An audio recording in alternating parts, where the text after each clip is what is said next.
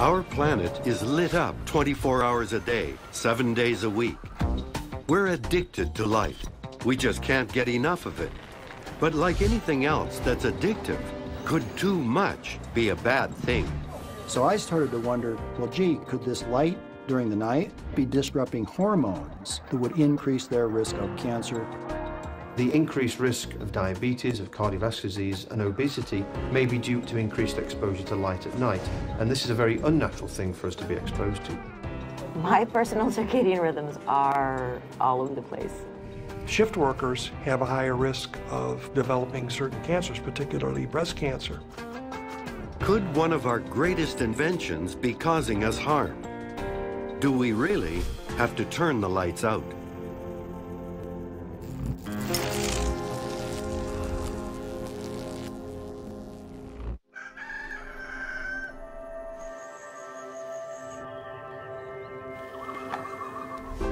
Light. It's a force that nourishes our biological, mental, and spiritual needs. We're almost magnetically drawn to light, no matter what the source. For most of our history, it was only available in the daytime. But ever since it was introduced in the late 1800s, electric lighting has been an indicator of civilized progress. It has enabled us to do things we never could have done before, extending our working time and our playtime. Now, light is just about everywhere, all of the time. No technology has changed us more than the electric light. But just as with most other environmental changes, there are consequences.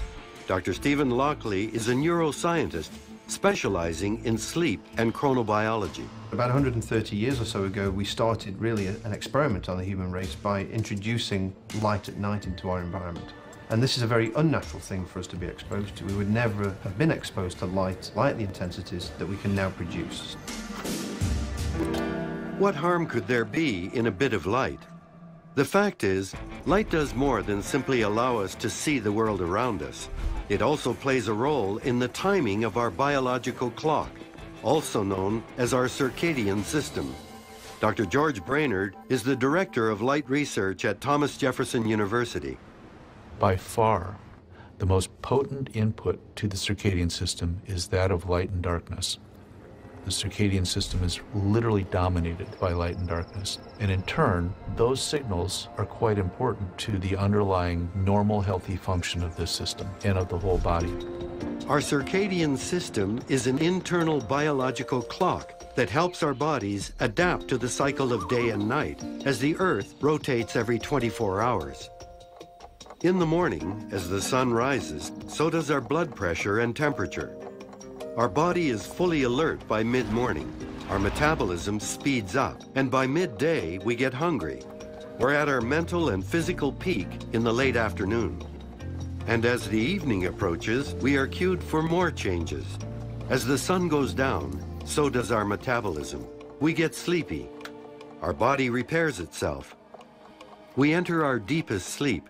Our body temperature drops, and with the rising of the sun, we repeat the cycle again. As fundamental as these unconscious rhythms are, it's only in the past few decades that we have been learning how they work. There was a long debate which was resolved in the early 1970s when the site of the body clock, the suprachiasmatic nucleus, was discovered, and researchers could prove once and for all that there was an internal body clock situated in the mammalian brain.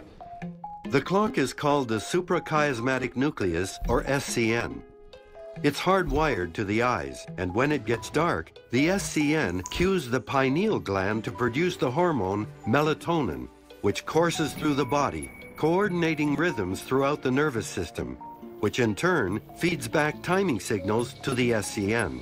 This rhythm continues until daylight, at which point melatonin shuts down and daytime body functions take over. This system runs like a self-winding watch, but we would be quickly out of sync with the planet without a daily reset from the SCN.